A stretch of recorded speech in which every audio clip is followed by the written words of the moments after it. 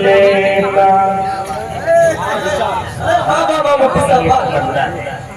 کہ جب میں اس دنیا سے جاؤں تو میری زبان پر جہاں کلمہ طیب ہو وہیں پر مصطفیٰ کی ناز بھی ہو جائے.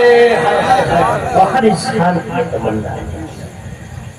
لبنا کے بول رکھ لینا, دل میں عشق رسول رکھ لینا. لبنا کے بول رکھ لینا, دل میں عشق رسول رکھ لینا. اور اپنی آنکھوں کی روشنی کے لیے, اپنی آنکھوں کی روشنی کے لیے, اپنی آنکھوں کی روشنی کے لیے شہر طیبہ کی دھول رکھ لینا.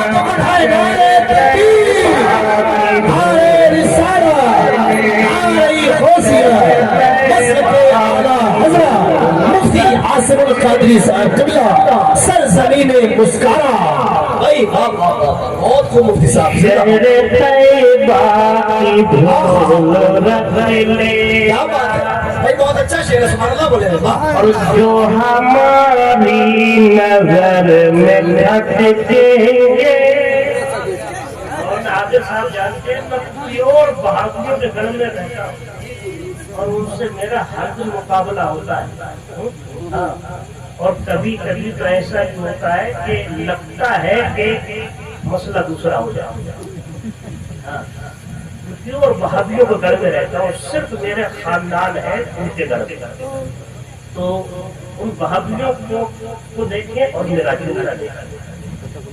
جو ہماری نظر میں بھٹکیں گے ان کو ٹکنے نہ دیں گے, جھٹکیں گے. جو ہماری نظر میں بھٹکیں گے ان کو ٹکنے نہ دیں گے, جھٹکیں گے. اور بدعقیدے جائے مدینے کو, بدعقیدے جائے مدینے کو, میرے آقا اٹھا کے بچکیں گے, میرے آقا اٹھا کے بچکیں گے. تجھ میں حور و قصور رہتے, تجھ میں حور و قصور. جنت بڑی خوبصورت ہے. انسان سے تو کہ یار جنت جائے گا, بڑی خوشی سے کہا گا ہاں جاؤ گا, بڑی خوشی سے. لیکن جب اس سے تو ہو کہ نماز پڑھے گا, ہاں منہ کو بگاڑ کر دیتا ہے. جنت ملنا اتنا آسان نہیں ہے جب تک کہ انسان نماز تو قصور یہ کہتے ہیں جنت کے محل. تجھ میں حور و قصور رہتے ہیں, میں نے مانا ضرور رہتے ہیں. تجھ میں حور و قصور رہتے ہیں, میں نے مانا ضرور رہتے ہیں. اور میرے دل کا طواف کر جنت, میرے دل کا طواف کر جنت, میرے دل کا طواف کر جنت, کہ میرے دل میں حضور رہتے ہیں.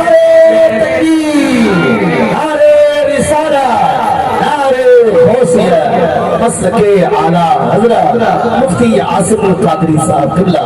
بہت خوب. بڑے خوش نصیب ہیں وہ لوگ جن کے ماں باپ زندہ ہیں, بڑے خوش نصیب. میری آقا فرماتے ہیں جو اپنے ماں باپ کو بڑھاپے میں پائے ان کی خدمت نہ کرے اس سے بڑا بدبخت انسان. جس نے اپنے ماں باپ کو بڑھاپے میں پایا ان کی خدمت کر لی تو گویا کہ اس نے مجھے بھی راضی کر لیا اور اپنے خدا کو راضی کر لیا۔ تو ماں باپ جن کے ہیں وہ بھی سنیں اور جن کے نہیں ہیں وہ بھی سنیں۔ آقا فرماتے ہیں الجنت تحت اقدام الامہات، جنت ماؤں کے قدموں پہ۔ اب یہ شعر سنیں اس حدیث کا مطلب۔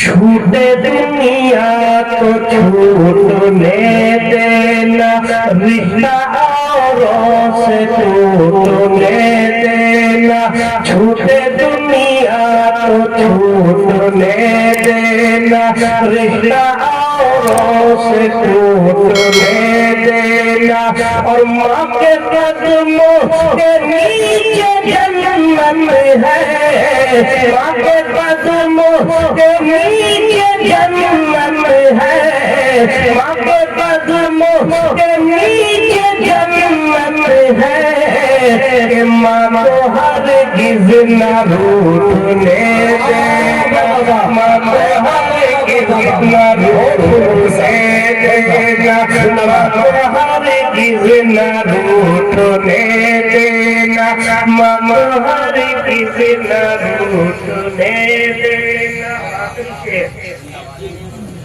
آخری شعر یہ ہے، آپ لوگ بھی باہر جاتے ہوں گے کام کرنے کے لیے، اور جب باہر سے گھر واپس آتے ہوں گے تو آپ کی نظریں پہچان لیتی ہوں گی کہ میرا بھائی مجھ سے کیا چاہتا ہے، میری بہن مجھ سے کیا چاہتی ہے، میرا چچا مجھ سے کیا چاہتا ہے، میری بیوی مجھ سے کیا چاہتی ہے۔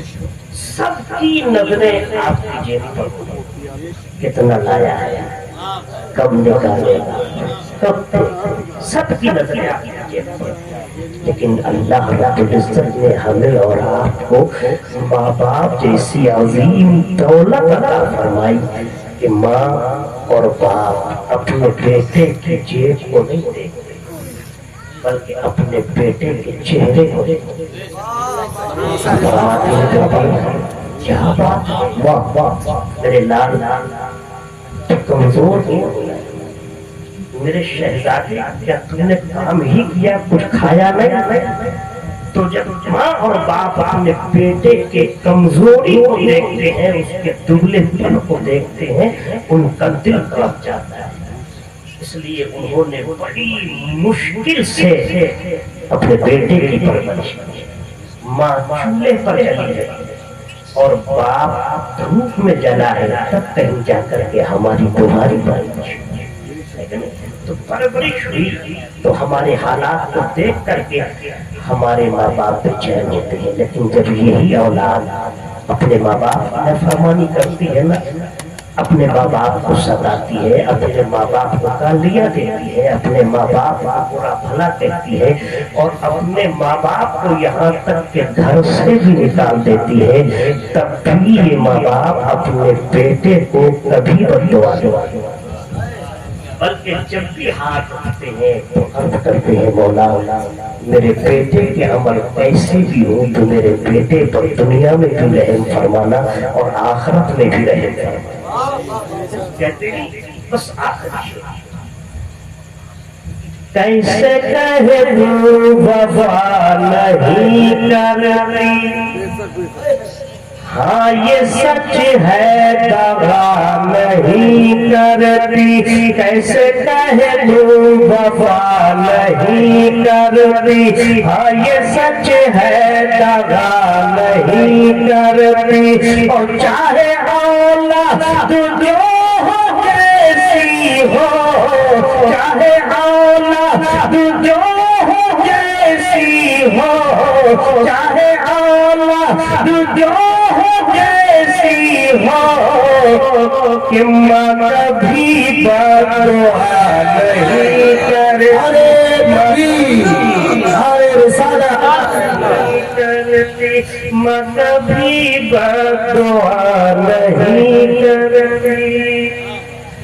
آپ پوری تاریخ اسلام کو پڑھیں اور پوری تاریخ اسلام کا جائزہ لیں تو آپ اپنے ماتھے کی نگاہوں سے دیکھیں گے کہ جب سے نسل انسانی نے اس دھرتی پر قدم رکھا تب سے لے کر اب تک اور اب سے لے کر تا قیام قیامت حق و باطل، سچ اور جھوٹ، صحیح اور غلط کے درمیان مارکے اور جنگیں ہوتی رہی ہیں اور ہوتی رہیں گی۔ اللہ رب العزت نے حضرت آدم علیہ السلام کا جسد خاکی تیار فرمانے کے بعد فرشتوں کو حکم دیا اسجدوا لآدم، یہ فرشتوں آدم کو سجدہ کرو۔ تمام فرشتے سجدہ ریز الا ابلیس ابا واستكبر وكان من الكافرین، مگر شیطان نے سجدہ کرنے سے انکار کیا۔ رب کا حکم ہوتا ہے اے عزازیل، تمام فرشتوں نے آدم کو سجدہ کیا لیکن تو نے آدم کو سجدہ کیوں نہیں کیا؟ تو شیطان رب کی بارگاہ میں عرض کرتا ہے اے پروردگار، تو نے آدم کو مٹی سے پیدا کیا، مجھے آگ سے پیدا کیا ہے، آگ مٹی کے سامنے جھکے یہ اس کی توہین ہے۔ اللہ رب العزت نے شیطان کو ہمیشہ کے لیے جہنم کا ایندھن بنا دیا۔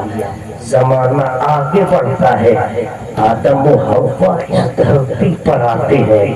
حضرت شیس علیہ السلام کے بعد حضرت نوح علیہ السلام کا زمانہ آتا ہے۔ 950 سال حضرت نوح علیہ السلام نے اس دھرتی پر رہ کر زندگی گزاری۔ 950